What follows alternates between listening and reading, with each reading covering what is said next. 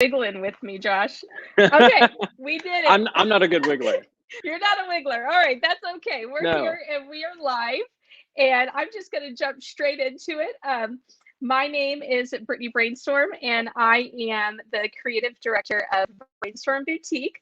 I do brand strategy and design for small businesses with big dreams. And my partner is not here tonight. Casey is on the coolest road trip right now.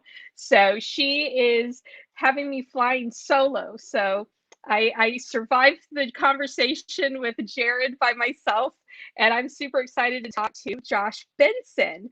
So Josh is with us tonight, and if you don't know him, you got to check him out. He's doing some amazing things in our community. He is the executive director of the Marion Cultural and Civic Center in the downtown area. And what I didn't realize about Josh is that his resume is like a mile long, and I'm really excited to get into the details on that. So Josh, I'm going to have you go ahead and introduce yourself real quick, and then I'm going to start asking you all kinds of questions. I'm excited. Let's do that.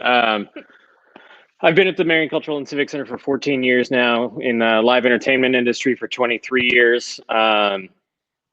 My background in the entertainment industry focuses theatrically in lighting design and scene design, and then also into live event management as well. Awesome. Okay. So the entertainment industry is an area that I really don't have any experience in whatsoever. So I am curious about how you got to where you are today. And I know that was one of the things we're going to chat about, is like all those little, and I don't want to call them little, but like just the various jobs and the various experiences we have, you know, in our youth up to our adulthood, and then how it helps push us even further to where we are today. You obviously have a really impressive job that's really, really important to our community, that I think people knew was important, but didn't know it was important until it wasn't there for a while, you know? So I want to start from the beginning, Josh. Tell me about your work history, and then I want to like see how it all moves you forward to where you are today. I'm going to go way, way, way back. Ooh, okay.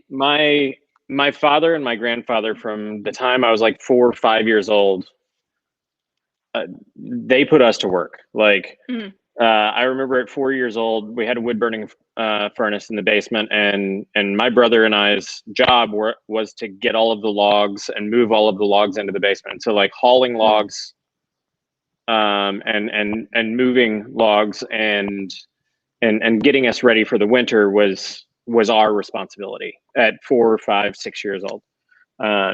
And so my father just like drilled a work ethic into us from the start. And I couldn't be more grateful for it. And so my grandfather, on my father's side, he was a carpenter for the coal mines and a sign painter.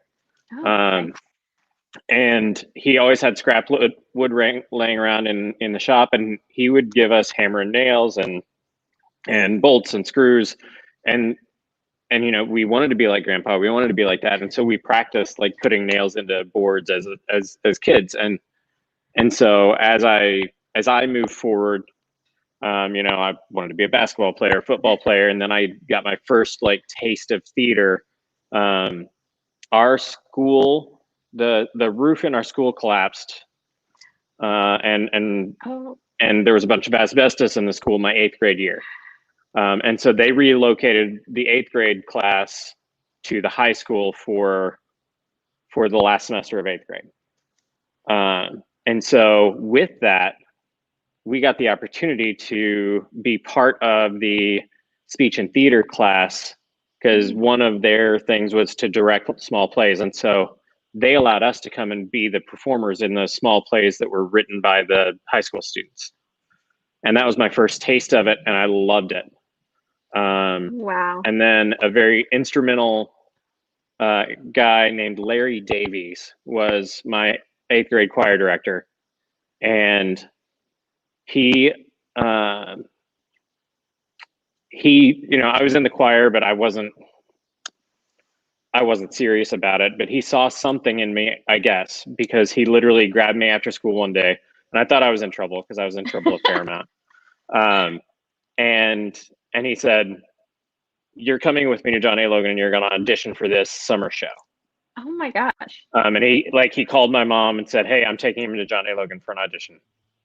Me and two other guys from the school, and I ended up playing in a not terribly well-known musical called Little Abner. I played the role of Speedy McRabbit, who's basically like the town idiot. And that was First my of all, first I like love the name of the character. It's, I mean, and I was literally I was nothing but comic relief and just playing dumb on stage. And it was, I've never looked back and have been all theater all the way since.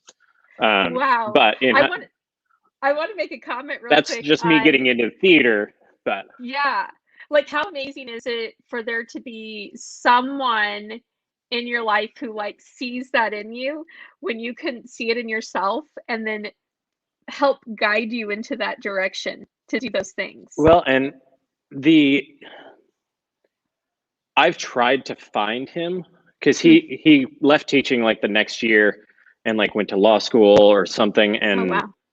and I've tried to search him out, not just to say, hey, that was a turning point in my life. Wow. And want to thank him for it, but I haven't been able to find him. So, well, if anyone's watching and know who this guy is, let's get him connected to Josh. That's amazing. That's okay. So that moment, being in that play at John A., and that was just like, I'm a theater person. Like I'm a theater person. But then the next year in high school, my freshman year of high school, I found the backstage area of theater. And all of my life with my grandfather and my dad and working on projects and being being someone who worked with my dad and my grandpa, I could automatically and had the skill set to build all of the sets and to work on all of the sets immediately. And that's when I found my love for both lighting and scene design was immediately after that. I had my first paid scenic design job when I was 15. After that, Ren Lake College hired me to come and design and build the set for 7 Brides for 7 Brothers. I came and worked on that one, and then did another one, a play called The Butler Did It the following spring. Wow. And so at 15 years old, Ren Lake College hired me to come and build and design their sets. Wow. Well, that says a lot about your skill and talent. Casey, she left a comment. She said, it's always hard to hunt down those mentors from grade school / high school. I don't get it. You know, I think they're like these little like guardian angels that like fly in, push you where you need to go, and then they disappear on us. So hopefully with modern technology, they can be tracked down. But okay, so that's amazing. So you were doing all of this for your school, but then not only were you doing it for a high school, you started doing the same building of the sets and everything for college, community college, which that's impressive. So what was that like working with the people in that department versus your high school?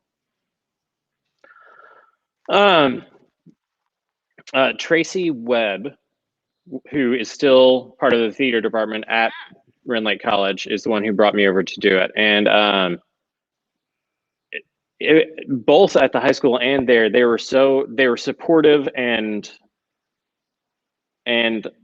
also so just thankful, because it's hard to find people that are willing to do that much work for the backstage without being on stage and getting the recognition and everything. And it's my preference to be that backstage guy instead of being up in front of everyone. But I mean, at the same time, I performed in high school and in college and as well. Like, I can do it all.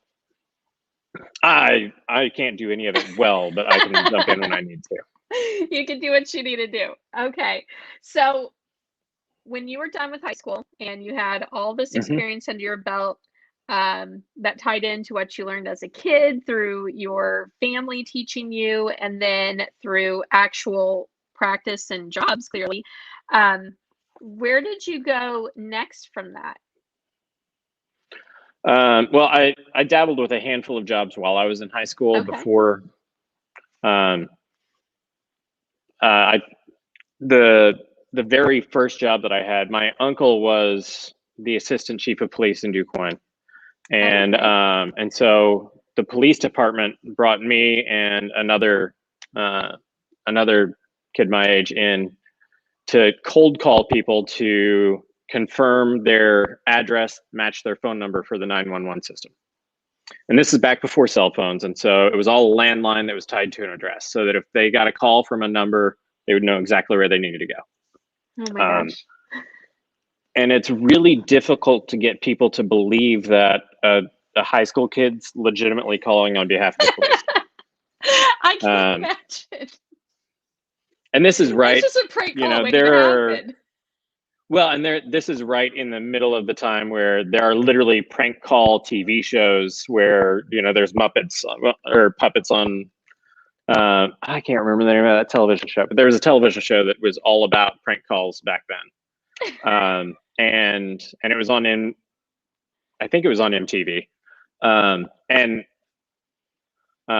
and so that was my first what I call sales experience, because I had to convince them and sell them on the fact that I was legitimately calling to confirm their address and not trying to scam them as some punk kid.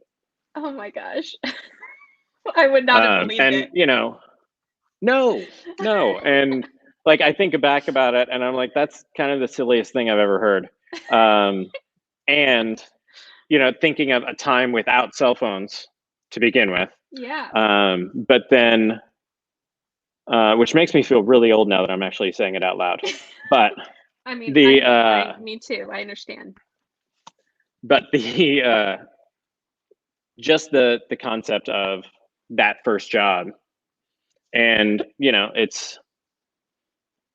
I'm a firm believer in everything in your life, every aspect of your life, trauma, joy, all sets you up for something, and Mm, all yeah. conditions you for something to be the person that you're going to become. It's all part of your journey. And that goes down to that very first job, which with a different attitude, it might not have meant anything. But Mm, with the right attitude and taking what you can from something like that to build a skill set, even though you don't know that's what you're doing at the time because hmm.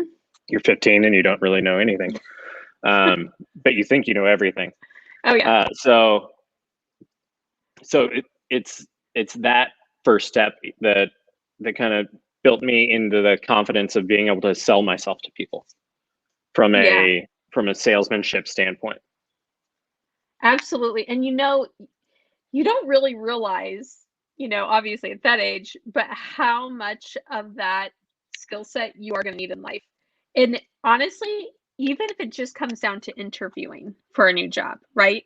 Like if Mhm. you know how to talk to someone and you know how to highlight those things you want to highlight, if you're selling a product, you have to know how to highlight the best features and benefits of that product.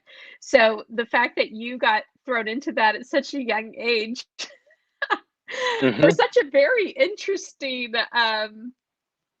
topic, if you will.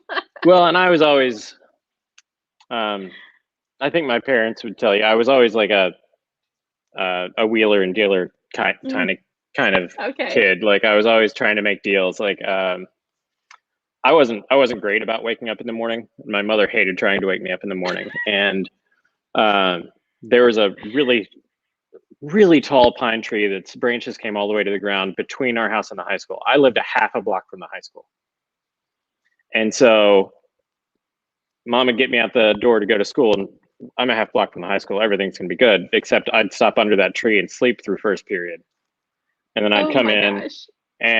but I'd made a deal with the dean of students, who was the basketball coach that I would do a big light show for his Southern Illinois All-Star basketball thing every year, and in turn, I could kind of get away with small things like that. And so I could just sign myself in and no repercussions and just go on to class. But that's a deal making salesmanship quality that, you know, I was working on deals and working on. It's that human interaction. It's that if you can talk to people, if you can communicate and emphasize, or, you know, have empathy for them and create a connection in any way, you can do anything in business that you ever desire. Absolutely. Like that is my business is so much about people. I mean, there's certain, you know, if you want to be an architect, if you want to be an accountant, you need all of the schooling for those things. Yeah. If you want to open a business and sell things to people, you need to be able to talk to people. Yeah. And you need to be able to communicate, and you need to come across as sincere and that you care about them. And it's everything is about people. I mean, my job here at the Civic Center at this point, it's about, you know, smiling at someone and talking to them as they come in for a show. It's about building relationships with agents so that whenever a show's coming through the area, I'm their first call. And it's really just all about people. Absolutely. We got a couple of comments whenever you're talking earlier. Casey says, we love a barter. You're napping for some light shows. I love that. Hey, you got to be well rested, you know, to be creative and to do that sort of stuff. Luke O'Neill comments, I'm really enjoying hearing about Josh's journey. And then Rebecca O'Neill said, cool shirt, Josh. And we talked about that earlier. I love this shirt. I obviously did not. I should have asked. We should have coordinated. We could have been twins tonight. I could have worn my Union Street Art shirt, but it's all good. We'll let you shine with the cool shirt tonight, Josh. So what are the other jobs you did then? Because you said you had like a collection of jobs before you even like graduated high school. I did. I bussed tables right upon graduating high school. I had a summer job lined up with a summer theater company as a carpenter and welder the summer after high school. But in the few weeks between that job starting and finishing high school, I got a job with a company that was contracted to pull, I think, 6 miles of fiber optic cable. But at the start of the job,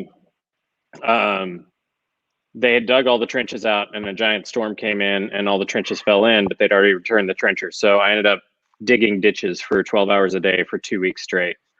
And that was like my first welcome to reality right out of high school. Hey, that's a good job to have. It sets you firmly on the ground, you know, like it does. It's literally a down to earth job. There's nothing that much more humbling and grounding than literally just digging dirt for hours a day. Wow. So, okay, how many of you were working on this? Was there a lot? I think there were like 6 or 8 of us. For 6 miles? Well, all of the trench didn't fall in. I think we had to dig out like a mile and a half. Okay. But a mile and a half is still a lot. That's a lot. Yeah. Wow. So, okay. So looking back on it now, what would you think that digging trenches, what would be the lesson from that you've carried on? There's a lesson that I just this week has applied because it's brutally hot outside and we've been working on the murals and it was brutal heat then too. It was, and so there was one other guy that was working with us and he like chugged an entire thing of super cold water and he's super hot and like it made him sick immediately. And so the the lesson that applied this week specifically is I don't care how hot I am, I need to pace myself on drinking super cold water. I still need to stay hydrated and drink constantly, but how I do that was influenced by that job. And that's a lifelong right out of high school. lesson. It is. That's like if you're swimming, if you're grilling, if you're like running around with friends, that's a lifelong lesson right there. And I don't think I've never experienced that, so now I'm going to put that in my lesson bank, so I won't make that mistake. Yeah.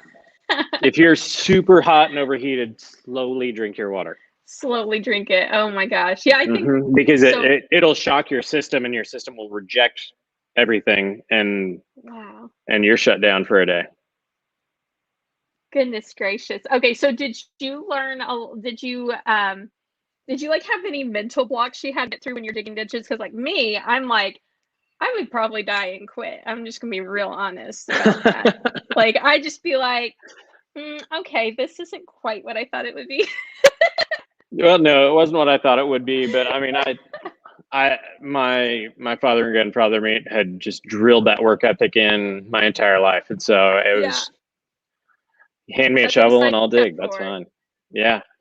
Oh gosh, Casey just said that's insane. I think she's taking notes on the whole water situation too. So you dug ditches, 2 weeks out of high school, and then what? In college, I worked. Because of my background, and I'd already worked professionally kind of in theater at that point. Coming into my freshman year, I got hired on at both Shryack Auditorium and the Arena as event staff, and was able to work directly with a ton of bands and touring shows. But then in addition to that, I worked an office job on campus. And then I had a job working for Woodruff Management in Carbondale, doing property maintenance. And so, oh my goodness, fixing the holes in walls from where college kids were, sledding down the stairs, and so your woodworking experience definitely lend a hand in that. It did. Yeah. And being a homeowner now, I was installing water heaters, I was installing washers, dryers, dishwashers, and so that direct experience is lifelong in effect. Okay, since however, now everybody my first year in college, everybody's watching is going to know that, and now you're going to have a whole nother side hustle. You're going to say, no, I'm not available. No, I don't have time for that.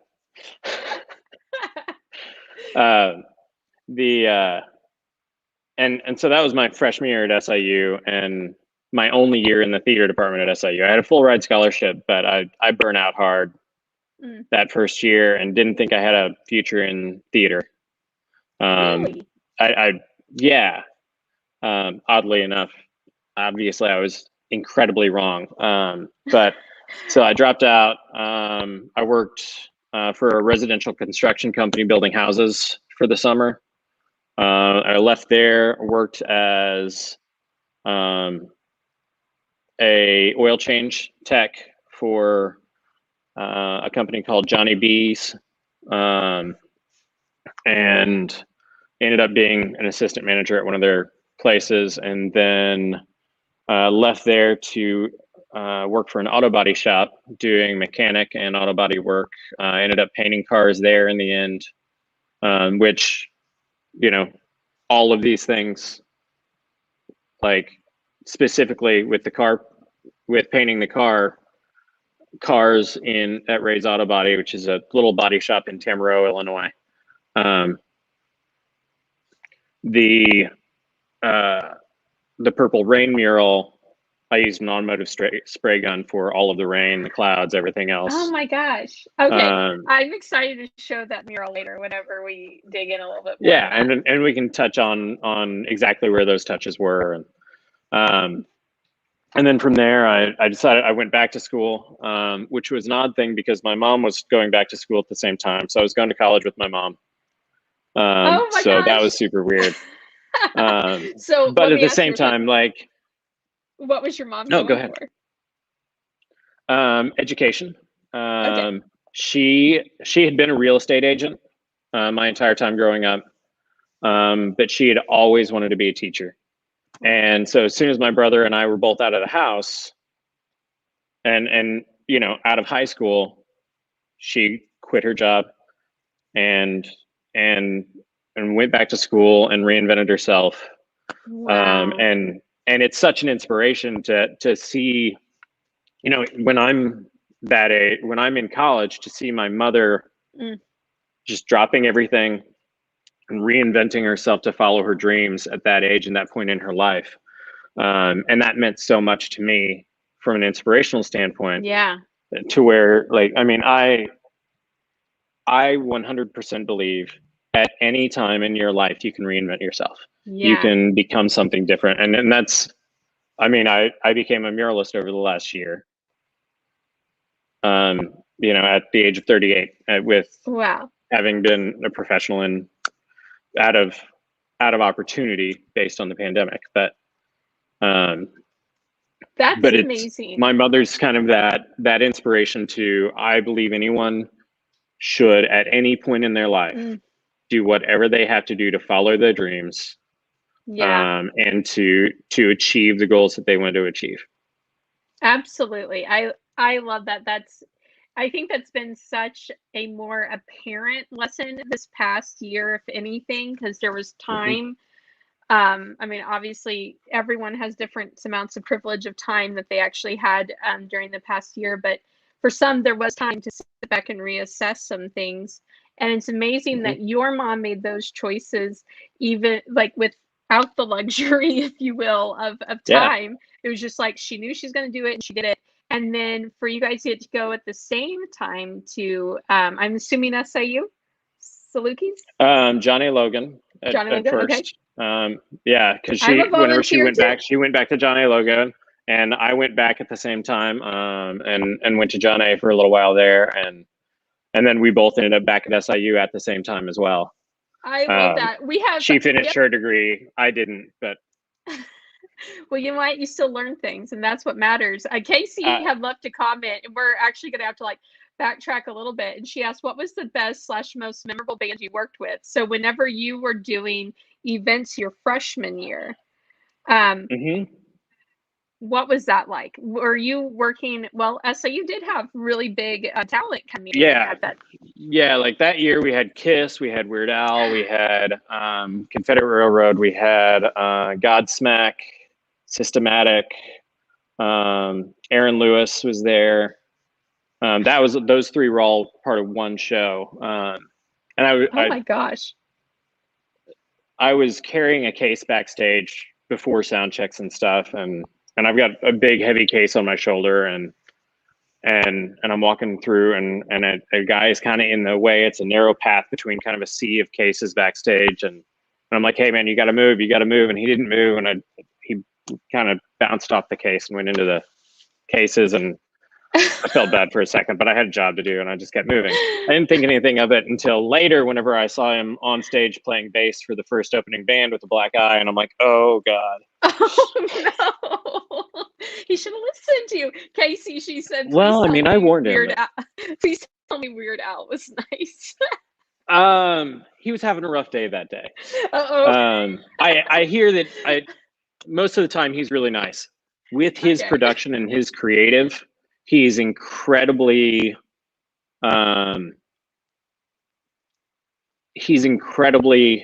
precise with what he wants. Yeah. Which is not a bad thing from a production standpoint. Yeah. He could have been nicer about it, but I mean, he wasn't a bad dude.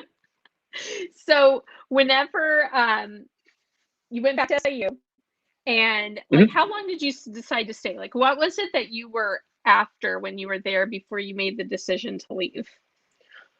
So whenever I went back to SIU, so whenever I went to John A. Logan, I went for criminal justice. Oh. I was going to be a police officer, and then shifted and was an English literature major at SIU with a minor in theater whenever I went back after John A. Logan.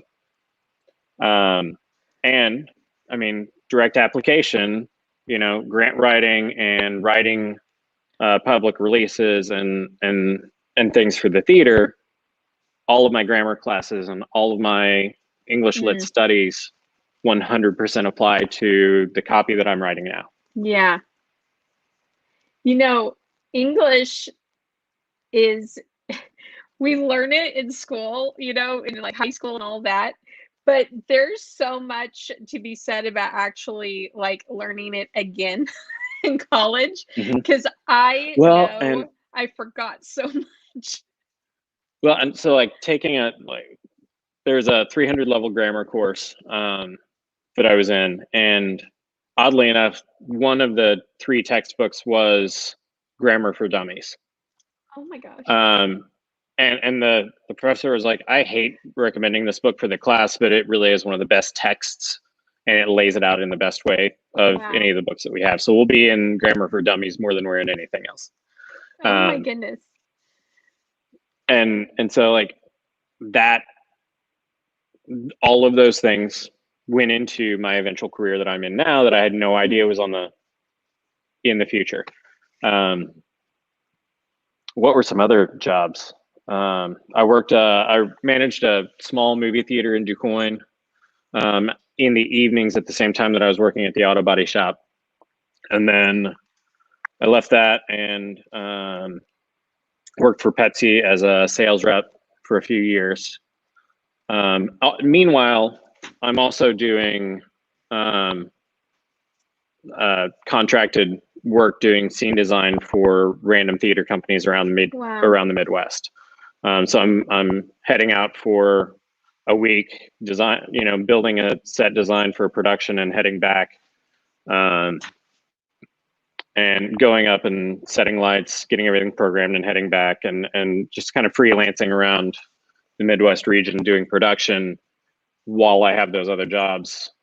Because what happened is I just couldn't stay away from theater and live performance. So it's part of, there's such a draw to it for me that I couldn't stay away from it. There's such a passion there that despite the fact that I didn't think there was any, you know, future job prospect for me, I just couldn't stay away. That's incredible. So like just listening to like all the things that you're talking about, you know, I automatically, you know, I'm hearing like had lots of leadership opportunities with management, and especially at a pretty young age too, which a lot of people I feel like don't ever get that opportunity until they're a lot older. Yeah, and I mean, I was 21, 22, and I was I left the body shop and started before Pepsi. In between the body shop and Pepsi, I managed a tuxedo store for a little while. Oh my gosh.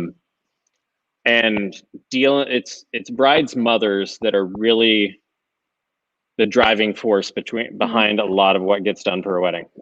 Yes, it is. And there's a lot of opinion and attitude that goes along with that.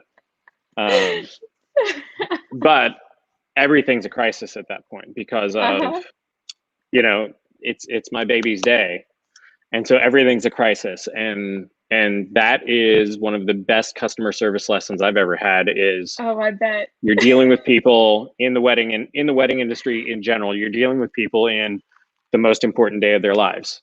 Yeah. And so it's very important to find a way to make them know that you see value in what they desire, whether you can actually fix the problem or not. The empathy is the biggest key to all of it. Absolutely. So my question for you too is, have you always seen the side to the jobs that you've done? Like, were you like aware, like, oh, I'm actually learning this lesson for this job? No. Or is it something that you picked up later? It's something that, you know, I think everyone should be introspective and should evaluate themselves on a regular basis. And through doing that, I've looked back and seen where in time these skills started to appear in my life and why they started to appear in my life to build the customer relations and the management skill set that I use on a daily basis now, and where those things came from and where I picked them up along the way. Yeah. Very few of those came from schooling. I mean, you can't learn how to deal with a wedding falling apart Mm-hmm. in a classroom. That is a real life experience. Yeah.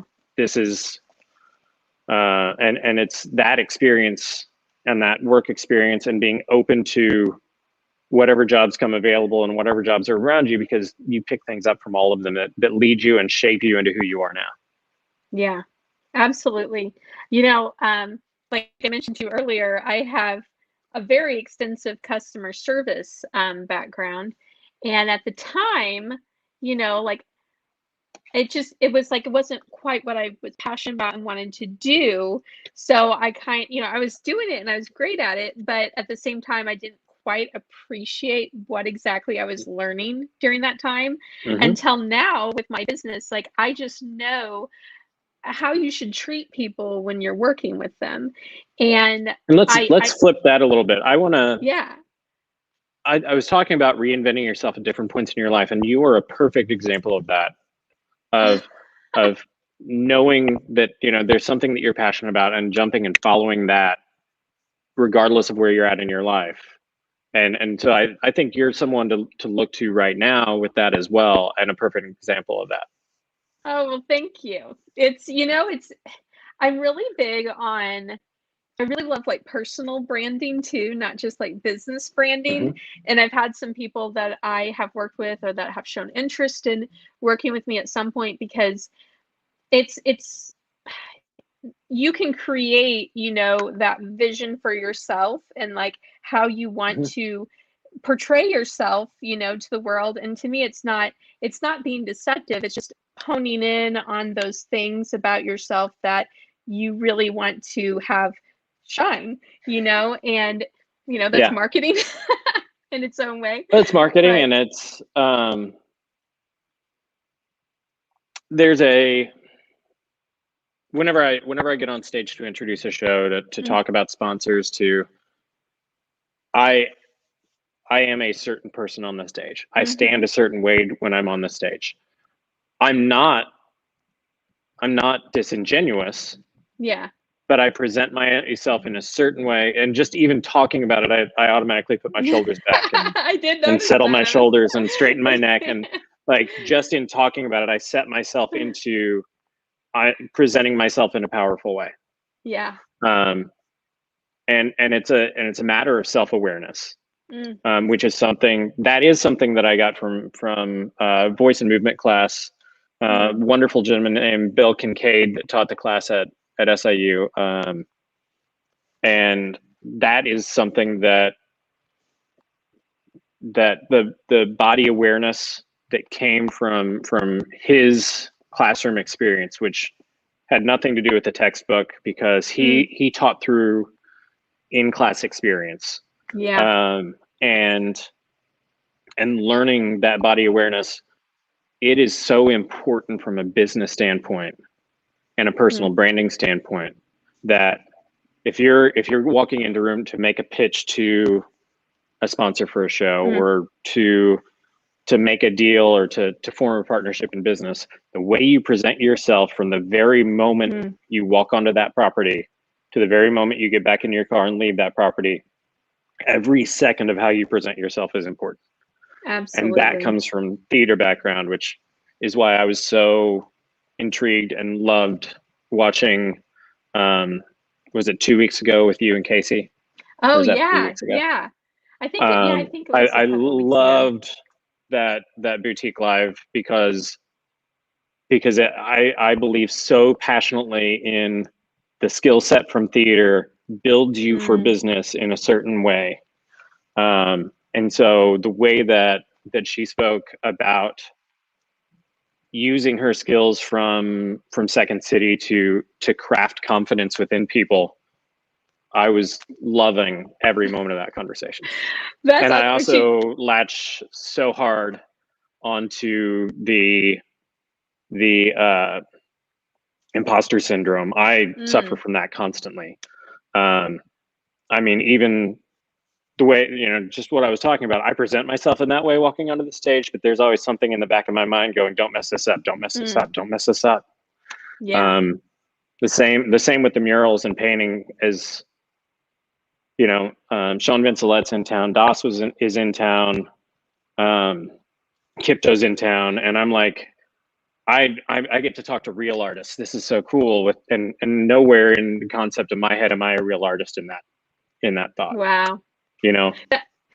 Casey just left a comment. She said, we're not doing imposter syndrome in 2022, Josh. And she says, yes, there are so many small habits you can pick up to transform the way you present yourself. I never took acting or anything like that. I mean, I'm just winging whatever I'm doing, but I've had, the opportunity to get some guidance from Casey, and I admire so much people who did go for acting and drama and theater, because it's so vulnerable. Like, you're really truly putting yourself out there to an audience of people, and you don't know what you're going to get back from them. So first of all your parents, get your kids in acting classes at a young age. What are we waiting on? What's the deal here? I mean, the performing arts in general, apply themselves to every aspect of life. Improvisation is such an important part of it. Being able to present yourself in a certain way on stage is such an important part of it. And those all directly correlate to business performance as an individual. In such a compelling way. Absolutely. So I want to go back to, I know I derailed a little bit reading some of these comments, but like the imposter syndrome part, because we did discuss that.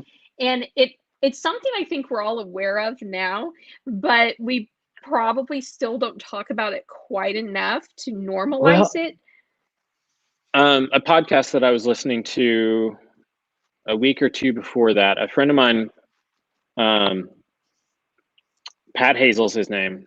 He was a writer for a number of sitcoms. He warmed up the crowd for Seinfeld for a few years, and then ended up on their team. Was a writer for Seinfeld. Was a writer with Larry David's team. He's written and produced Broadway shows. Incredible resume. And him and a rap artist named Open Mike Eagle are talking on his podcast, which is Creativity and Captivity. I've told you about it before, but and he starts talking about imposter syndrome whenever he's on stage to do stand-up. And I'm like in the back of my mind, I'm thinking about his resume, and I'm like, you literally wrote for one of the most iconic television shows of our generation. Yeah. And you got imposter syndrome as a comedian stepping onto stage. And that was the first thing that I thought of whenever Casey started talking about imposter syndrome in that boutique live, because I was like, this guy is such, like, he has his own touring show, multiple touring shows that he's produced that's from his company Sweetwood Creative, and yet he still gets imposter syndrome stepping on stage. And if somebody of that stature can get it, I can't feel bad for getting it. But at the same time, we all need to overcome it and move forward. Absolutely. I don't know what the cure to it is, but whenever I a year ago decided to start my business, like, I've always done this, but it's always just been more like behind the scenes, never really was like, oh hey, I'm the person who does this stuff for people. Whenever I was going to post about I actually held off posting about my business, like probably for a month after I actually started. It was already getting clients. And I had a moment where I was like, I was like, I'm never going to share this. I'm not going to say what I'm doing. Because I was like, people are going to like, who does she think she is? And then I don't know what it was. I was like, well, why not me? Why not? And it's okay to have imposter syndrome. Yeah. But it's not okay to let it stand in your way. Absolutely. Sean Vincelet and I were talking about it last night, because we were on the wall until like 1 a.m. last night, working on it's a lot cooler to work after the sun's gone down. And so at this time, like, we work a little bit in the morning, we break in the afternoon, come back in the evening. Wow. But he and I were sitting and talking about it, and he feels the same way as an artist on a regular basis. And I mean, Really? he has books and prints, and I mean, like, he's such an accomplished artist, and yet he and I shared that moment last night, that he's like, but the difference between success and failure is whether he said, you can feel that, as you can feel imposter syndrome, but doing it anyway is the key. And having the courage to do it anyway. That's the big difference. So real quick, we had a comment from Casey from a little ways back. She's 100% agree, improv will change your life. It will. She is a testimonial to a little bit herself. Of zip zap zop, never hurt anybody. Oh my gosh, she was literally talking to me about that. And so that's hilarious, because I have no idea what any of that means. Russell Williams just left a comment and said, I've really enjoyed getting to know Josh Benson over the past 12 months. His many expressions of leadership is inspiring for me. His authenticity and wisdom are nuggets of gold. Yes, Russell. And I'm just so happy I'm like talking to you, because I feel like I've like seen your comments, Josh, over, the past few months I've done this, but you're so busy and our schedules don't always line up. So I'm really glad we're having this conversation. Casey said, Me too. Bet, OMG to the zip zap, whatever. Yeah. But so this is the perfect like transition bridge over to talking about the mural work you have done, and talking about like permission to fail. Like, I'm gonna let you talk about that. But well, we talked about that a little bit. I talked about like anytime being able to reinvent yourself, and that my mural journey has been such a huge part of that. It started with Sean Vincelette and I 3 years ago, starting a conversation about doing a mural in the alley here beside the Marion Cultural and Civic Center. I'm sitting in the lobby of the Marion Cultural and Civic Center right now. There's an amazing art display from a local artist named Nick Allen behind me. Nick is really I honestly wanted to sit here just because I wanted to be enveloped in the arts and with this, and so I specifically placed myself in front of all his amazing work, which is on display. Shout out to Nick Allen. Civic Center through the end of August. He is one of just a few. There's a handful of artists in Southern Illinois that I really love their style, and I'm really inspired by them. Him, Lindsay Nelson, and Jordan Murphy are three of my top artists that are Southern Illinois locals that have such a vibrancy to their work and such a passion about what they do, and their work is also so unique and authentic. And but back on task. Let's talk about the murals getting started. Hey, I always love a good shout out to local artists, so bring it. Yeah, I mean they're so incredible. And on the there's photographers that I'm inspired by. I mean, Nina and Nina. Chris Kilman, who's a muralist as well, but he does nature photography, and he spends his time out there and he really captures these incredible moments. So there's so many artists in Southern Illinois that I'm inspired by, which is kind of what lends me to my imposter syndrome with the mural arts. But so Sean and I 3 years ago were talking about this mural. It's an idea I have to beautify the alley as people walk up to the show. And then the pandemic happens, and so we start talking more. And after like the seventh, we decide we're completely throwing out the concepts we've talked about before, completely switching lanes, doing something completely different. And he wasn't originally planning on coming up, and he's like, who's gonna paint the mural? And I was like, I'll paint it. Why not? And at that point we were having mural committee meetings for the big mural project that we're in the middle of right now. And somebody said, well, who's painting that one? I said, oh, I'm painting it. And they chuckled a little bit, and I'm like, no, really, I'm painting it. And Sean ended up coming up and painting with me, which thank God, because this is where that freedom to fail comes from. It's a term that I heard from Ben Folds. He spoke about the creative process at a conference that I was at, and he talked about the audience giving you, wanting you to improvise on stage. They don't care how good it is, because they're just wanting you to improvise, and they give you that freedom to fail, and that gives you such a creative opportunity. Wow. And so what happened with that first mural is, with Sean by my side and his decades of experience in as an artist and being such a talented artist, I had a freedom to fail. I could get up there and start painting and he could fix whatever happened. Wow. But it turns out that he didn't have to fix that much, and I really just fell in love with it. And okay, I'm gonna have to the funny share part the about screen. this is, I want to share the yeah, screen so that way people know what we're talking about while you're talking about these murals. This is your first one, right? yep, that was the first one. So this is and the that was one Sean that you Vincelet's painted with design. no mural painting experience.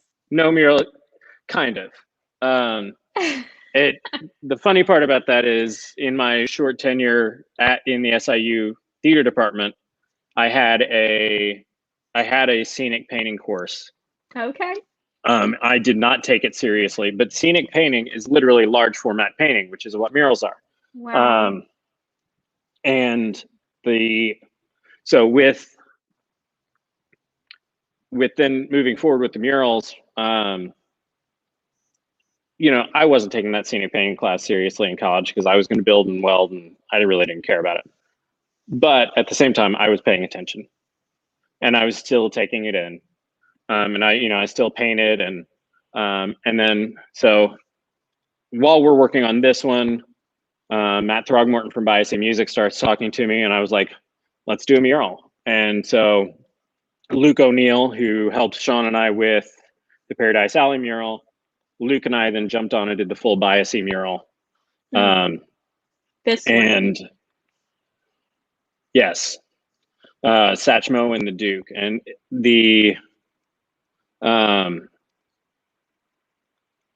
while I was posting about that one, my scenic painting teacher from college saw it. And she was like, of all the people in my class, you're probably the last one I expected to actually be applying the work, but I so love that you are. Oh my gosh, you just never know. She knew I wasn't taking it seriously, but she's like, I knew it was in there somewhere. Oh, we got a couple of comments here, Josh. Nina Wilson, she says, you've always been an inspiration to me, Josh. Thank you, Nina, for watching tonight. Thank you, Nina. Autumn Vineyard says, I've enjoyed tuning in. Hearing Josh's creative/work journey is awesome. I absolutely agree. I'm so glad we're having this discussion, because I love to see how all the little puzzle pieces come together for somebody, you know, because the cool thing is, Josh, this is just really another puzzle piece for something else that we don't even know, you know? It is, and it can be. And there are a lot more pieces that fall into this one, like from the point of like designing the murals. I've done all of the graphic design and the stage design for the Marion Cultural and Civic Center, not for all of the shows here, but for some shows here. I've done for some concerts and some things. And so I've been doing design work, both as graphic design and physical stage design, for the last 14 years. And so jumping in to creating a composition and the layout of the composition is very easy for me, because I've been doing graphic design on a weekly and daily basis for 14 years. But yes. Okay, graphic design love here, because that's my favorite thing. I always think graphic design is such a great foundational skill to have, just because you just never know where it can go. So I love that. So you guys did. And I was talking to a school board member today in Marion, and he's like, we've got to get more arts in the school, because it's such a foundation for future, you know. STEAM instead of STEM. Get the arts in there, because you know, people like, yeah, what are you going to do with the, you know, studying in the arts? And there's so much. It's marketing, it's graphic design, it's video game design, it's web design, it's architecture, it's all of the visual arts, the physical arts, the drawing, the creating concepts, creating layouts. All of that comes from the arts, and it's so important to the fabric of society as we have it as a visual experience. This is me taking a little bit from the discussion today, the input from Sean Vincelet. He's like, we have, with Facebook, with online presence, with TikTok, with, you know, go back a little bit with Vines, and Mhm. We are Yeah. such, we went from a newspaper society to a visual Mm. society. Everything, Yeah. everybody has a phone with them all the time. We are a visual society. And so the arts are at the root of that. You know, Mm. everything that you're looking at, the layout of the screen that we have right now is Yeah. all graphic design. It is. Absolutely. I it makes me so happy when other people get it because my school didn't have art. I went to high school Yeah. with no art. We didn't have drama. We didn't have any of it. They did have band, Hmm. but my schedule never aligned with band. Like it was also like it was just really scaled back, small rural school here, in Southern Illinois, and everything Hmm. that I've learned design, I either was doodling, when I was in high school, which is no real like Hmm. channel. There wasn't YouTube yet, right? Like there wasn't a way to learn all these things But besides, but you know, doodling is so important. yeah, Um, I agree. and because it's, I mean, and it's the feel of the pencil in a way that's not writing letters. It's a Hmm. feel of a pencil and creating grand curves, and that's a doodle, but it's getting the motion of your hand down, and Yeah. it's so important to the developmental skills of the arts. It really is, and I love any time when I can include a doodle element in a design. It brings me so much joy.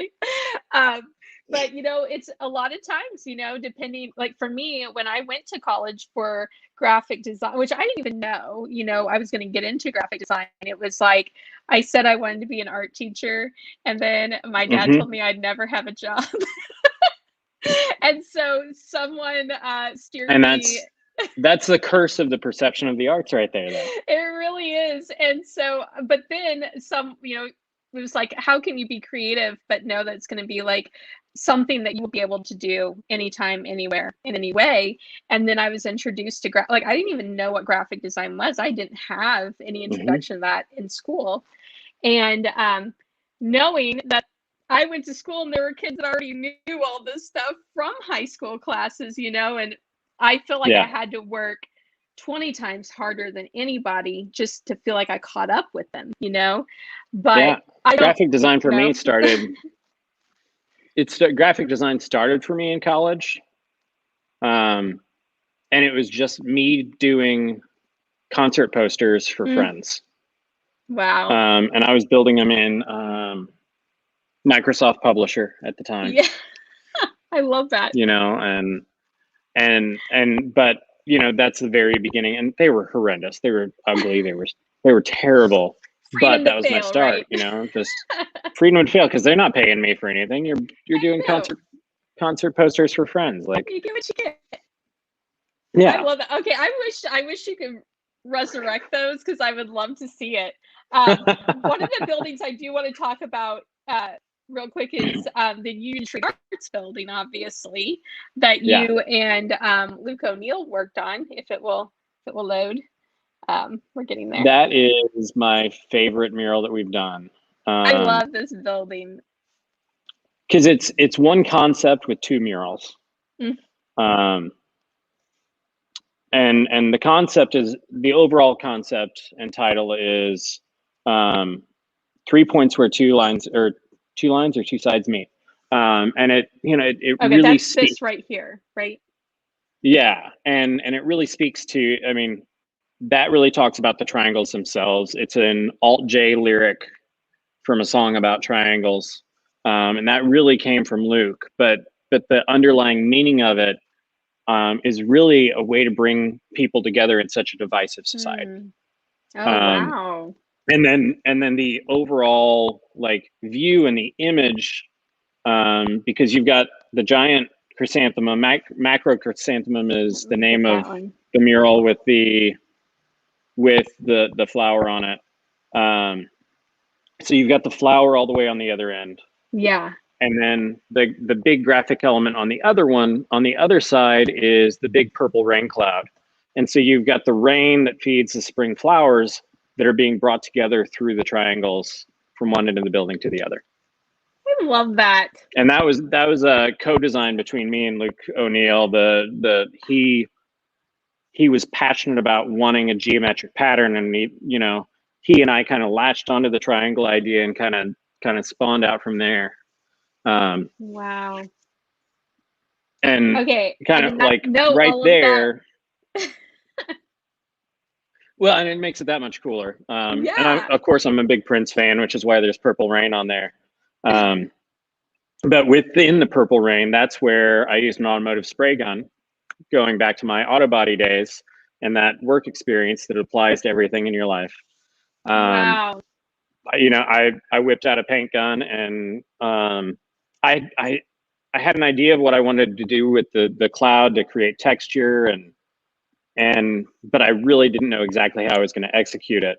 And so whenever I jumped in, and the day that I was ready to, you can see kind of all those triangle patterns in the clouds. Yeah. I literally took out my pocket knife and just whipped out and cut a pattern out of a piece of poster board and got up there and started spraying.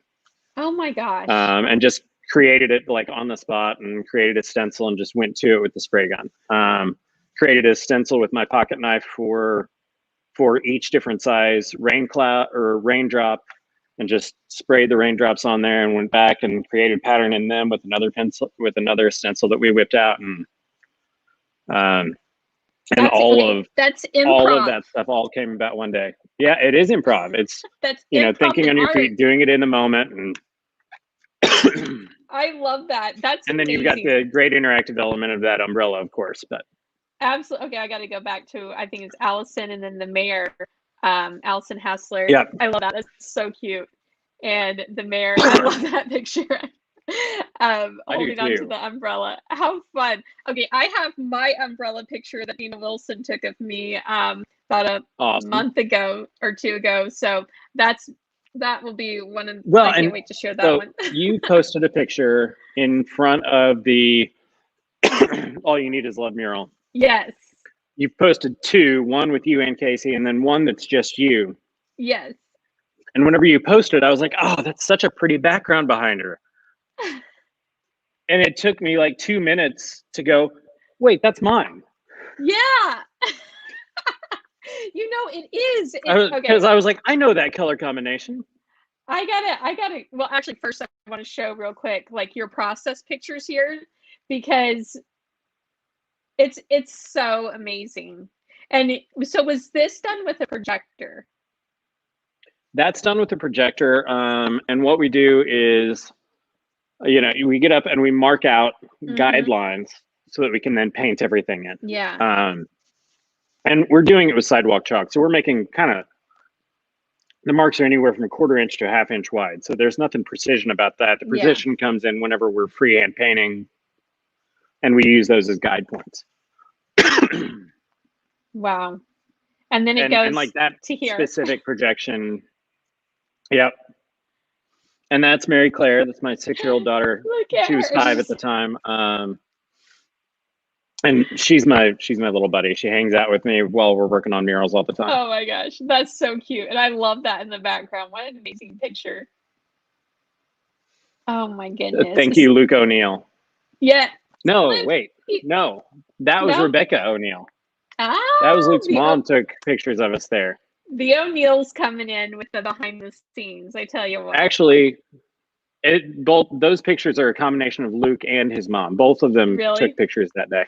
Oh my gosh, these are so amazing. And then I love this picture with her little like ta-da pose, showing off the final piece. Yeah, that is so amazing. And that is just such a nice positive message. Like, I love driving along that side because it's alongside Pookie's, and whenever I go to Crumbaroo, I usually go around the back of Union Street Arts just so I can see all these murals on my way back. Well, home. and that the All You Need Is Love mural, I designed it on November 12th, which was election night.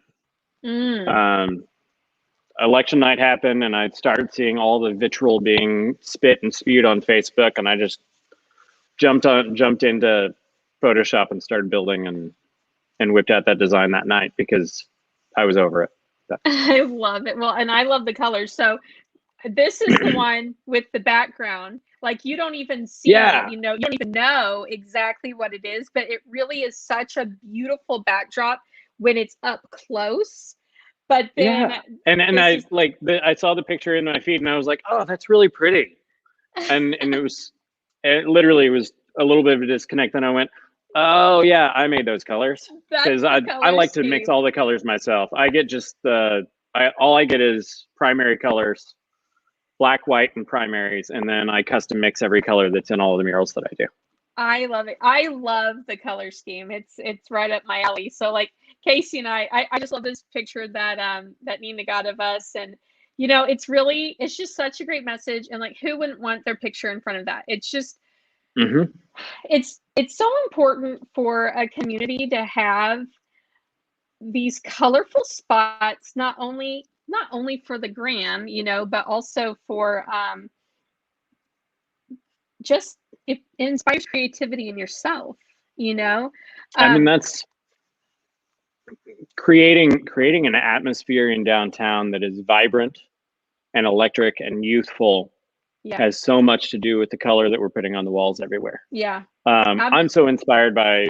I listed a number of artists earlier that are local, and then the national artists that are in town right now are so incredible, and I'm so happy to be able to just to be around the creative atmosphere that's right now. It's electric downtown with Yeah, all of the murals going up, and you can feel it, and it's a palpable thing. It's wonderful. it really is. Casey, she said, my favorite part of the Union Street Arts mural is how it spills onto the pavement. And I absolutely agree. That was such a just a fun idea. And then to Hmm. actually make it happen, I'm gonna see if I can find it. Bear with me for a second. I lost my bearings. I think it's this one, maybe. Yeah. Um, well, I don't think it was done yet on this picture with the spill. No, it wasn't done yet. It got done No, 2 days after that picture. yeah. So we'll have to let's just look at old Union Street Arts's Instagram and see if we can find that picture there. Let's see. Should have checked all this out ahead of time. But if not, y'all need to go and follow Union Street Arts and JS Benson. What's the rest of your Instagram, Josh? 72. JS Benson JS 72. Benson 72. Yeah. And yep, I don't think I have that here. And then you guys can see all the rest of these. But the other one I want to talk about too is the one, the big mural on the back of the vault of the Citadel building. Yeah, I didn't know which one you were talking about, honestly, because that one's big, but then the one that Kipto just finished on the back of the Marion Cultural and Civic Center is enormous as well. So that one's 5 stories tall, but that one's 70 feet by 25 feet. And the one that Kipto did on the back of the Civic Center is actually 16 feet by 170 feet. So wow. They're both just mammoth pieces. And they just look different this one because is of the width versus the height. right. And this one, it's Sean Vincelet's design. And Sean is so gracious whenever he's here that with Luke and I working with him, he lets us take artistic liberties within his pieces and kind of make our own stamp on them.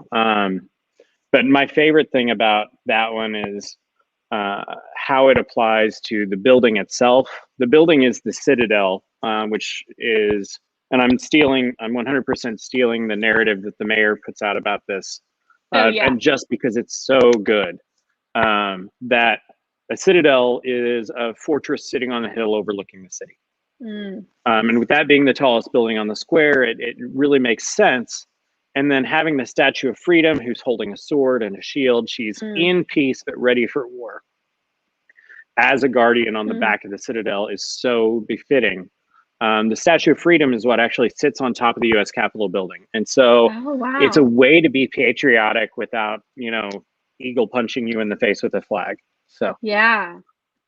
It's a nice, beautiful, like subtle patriotism that to me is so powerful, because you don't have to have a flag and an eagle to show that patriotism in a classy and elegant way. Absolutely. Well, the thing, and the thing that I love is like the perspective of this building. So, I drive up around the square, to get to my home, and I purposefully now I do drive around the square. Like there's other shortcuts and back ways I can go, but I want to see all these things on my way home. And I love it when I'm driving up that road and like the tower and the statue, like those just line up at one point, before you pass it. Like it's like in perfect alignment with each other. And it's just a really and it was a very conscious visual choice.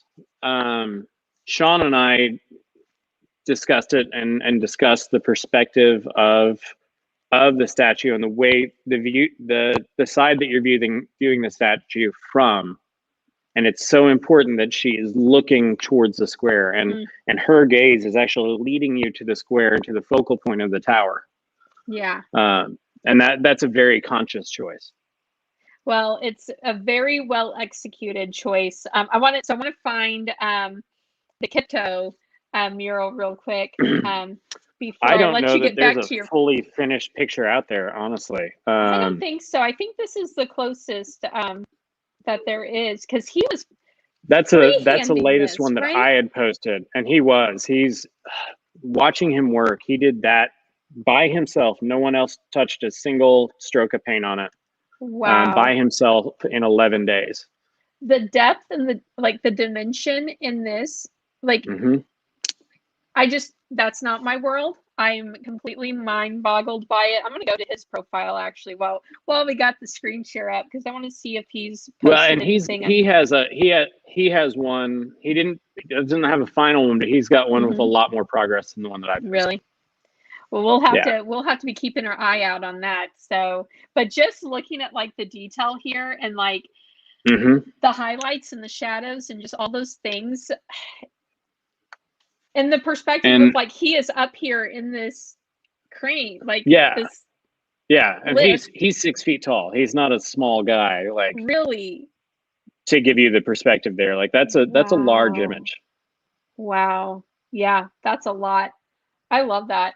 That's amazing. I love hearing all of these things and like all the behind the scenes things of the murals and all that, because we just see our pieces. We see it when it's in progress, and we see it when it's over. And I think so many of us who haven't had a hand in it, but we feel like we're a part of it just because we get to watch it go along, Well, and that's one of the magical things about public art in this way. It's that it's not like a sculpture that's been made and then just placed out there. Like you get to see, if you're paying attention, you get to see the entire process from beginning to end. And it's also a frustrating thing as an artist. You get to see all over messy in between from the start to the finish as well. Yeah. Wow. That's because from an artistic standpoint, like think about it as a graphic designer. Yeah. You don't want people to see that entire process. No. You don't want to see the ugly. Well, this is here. I think I want to shift it here. I think I want to change this color. But all of that's in real time out in front of everyone with the murals. That's amazing. The strength of belief in your idea, and the ability to potentially hear criticisms or things like that. That's part of art. We always get critiqued with our art. Yeah. And just being able to like move forward, focus in on your vision. Like, this is what I see is going to be the end result, even if nobody else sees that, which is actually that is like just like the whole idea of this whole entire thing, Josh. Yeah. Well, and like you showed the picture of the projection, and the projection picture was out there for a long time before I put the color into the heart on All You Need Is Love.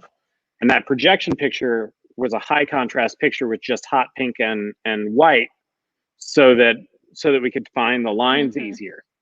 And so it had nothing to do with what the final thing was going to look like. But people were coming up to me and they're like, yeah, the pink and white heart's a really cool and different idea. And I'm like, I have no idea what you're talking about. and then it, you know, it clicked with me that I had put out the picture of the actual projection. I was like, oh yeah, that's not what this is. You know what's so funny, as like well, especially in graphic design, you know, there's so many times I had to like preface like, this is a rough draft, like things will be refined and they will look at, you know, so much better in the end, but we got to get started somewhere, right? We have to start somewhere. And but mine is not exposed publicly all day long. And that's the thing, is like it's exposed to everyone. And people, you know, I have no idea how many people, just based on seeing them take pictures of us, how many unfinished pictures of the artwork have been out there everywhere on social media, because people are excited about the process and they're excited about it happening downtown. And I'm excited when they're taking pictures, just because I know that it's building excitement and it's free advertising and it's free marketing for the Marion, for the city and for the downtown Marion, and to get people downtown to the downtown merchants. And so I'm excited for that. At the same time, I'm like, I hate that you're sharing that right now. Just because it's that unfinished piece and it's so far from what I want it to be.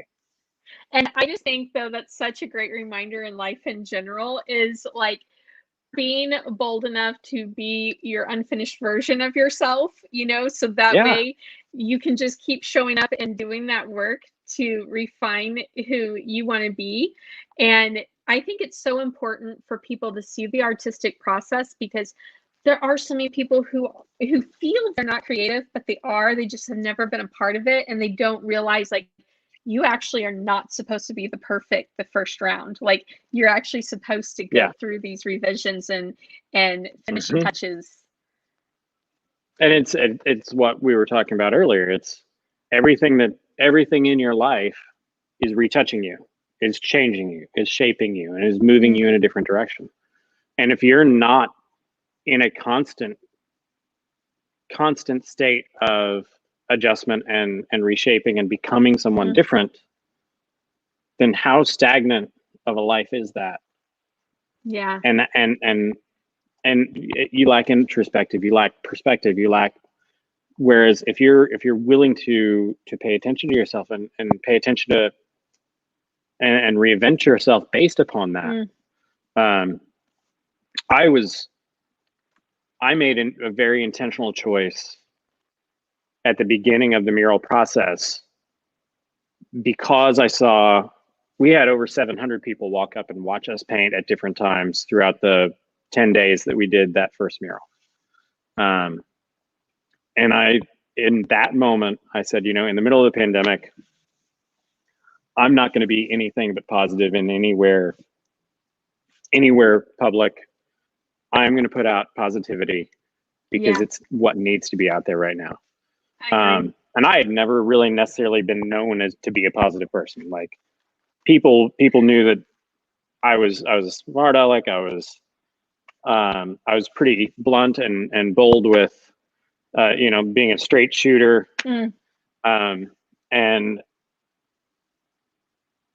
But my perspective changed.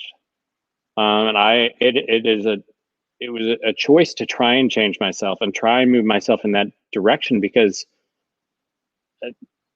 everything is very egocentric if you're just thinking about, you know, what is this doing for me? But the shift became, what can I do for the community? What can I do for the people in this community that are trying to get started with things? And something as simple as words of encouragement to someone. And you know, I'm sure a lot of people watch this and don't say anything to you and don't comment, but they still watch. But what are you losing by commenting and being encouraging about it? You're losing nothing and giving so much to someone else. It becomes about, not about how what somebody else is doing is affecting you, but how you're reacting to that and how that's affecting them. And what change you can put out there, and the effect that you can put out there to the people around you, to the community around you, in the way that you choose to respond to everyone else. Because who you are is a choice. How you respond is a choice. What you put out there is a choice. And so it was just